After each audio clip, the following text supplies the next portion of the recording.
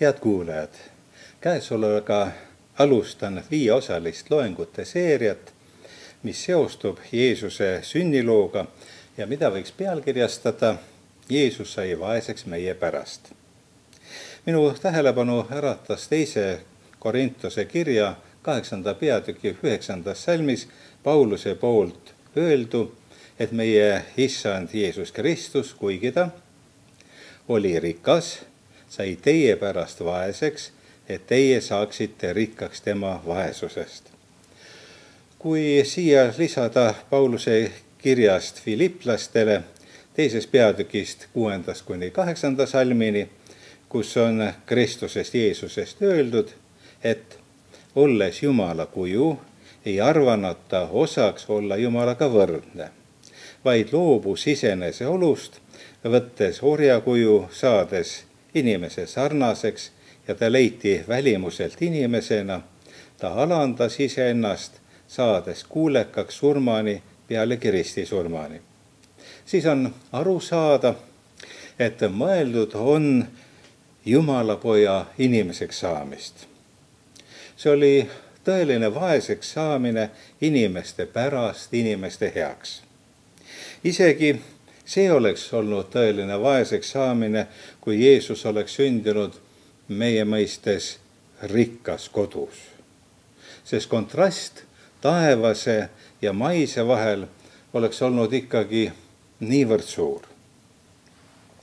Meile hästi tuntud laulust "Ma tulen taevast ülevalt" on ühes salmis sõnad, mis veelgi rõhutavad Jumala poja vaesust. Ka pange märki tähele, te sõimest mähkmeis leiate seal vaeses laudas magamas maailma õnnistegija.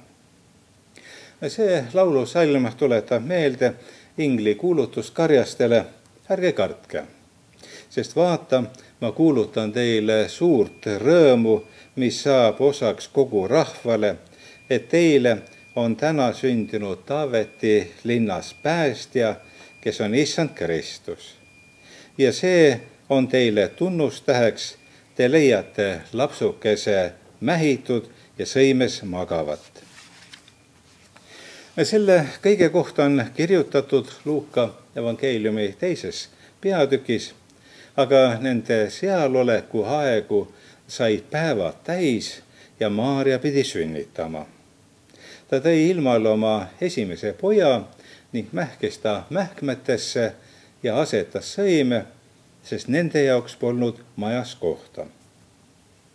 Nagu näeme, toob vaadeldav teema meid Jeesuse sünniloo juurde. Mida see kõik tähendab? Kuidas neisse teadetesse suhtuda? See on teoloogide jätkuv küsimus, kuivõrd ajaloolised, kuivõrd tegelikkusele vastavad on Uue Testamendi lood Jeesusega toimunust. Siin tulevad kaalumisele, millised teated ja millise usaldusväärsusega seda kõike kirjeldavad. Selle juures kasutatakse ajaloolis-kriitilist meetodit, mida võib siinkohal ka ajaloolis-juriidiliseks meetodiks nimetada. Ajaloolis-juriidiline meetod põhineb tõendamisel, et miski on tõsi väljapool põhjendatud kahtlust. Teisisõnu, me langetame otsuse tõendite kaalukuse põhjal ja meil pole mõistlikku alust selles otsuses kahelda. Ajaloolis-juriidiline tõestamine oleneb 3 liiki tunnistustest: suulistest ja kirjalikest tunnistustest ning asitõenditest. Seoses käesoleva teemaga on Uues Testamendis korduvalt teatatud, et Jeesus on naasareetlane. Jah, kogu Uus Testament tunnistab seda. See nimi muutus osaks Jeesuse päris nimest. Jeesus naasareetlane, nii nimetasid teda tema kaasmaalased, selliselt kõnetasid tema kinnivõtjad. Nii tundis teda Pilatus, kes kirjutas Jeesuse süütahvlile Jeesus Naatsareetlane, juutide kuningas. See on Johannese evangeelium 19. peatükis, 19. salmis. Nii oli selline siis Jeesuse ametlik nimi. Jeesuse ülestõusmise loos rääkis ingel naistele, ärge kartke. Te otsite risti löödud Jeesust, Naatsareetlast. Ta on üles äratatud, teda ei ole siin. Markuse evangeelium 16:6. Nelipühapäeval jutluses nimetas Peetrus ka Jeesus Naatsareetlane. Templi värava juures ütles ta jalutule, hõbedat ja kulda mul ei ole, aga mis mul on, seda ma annan sulle.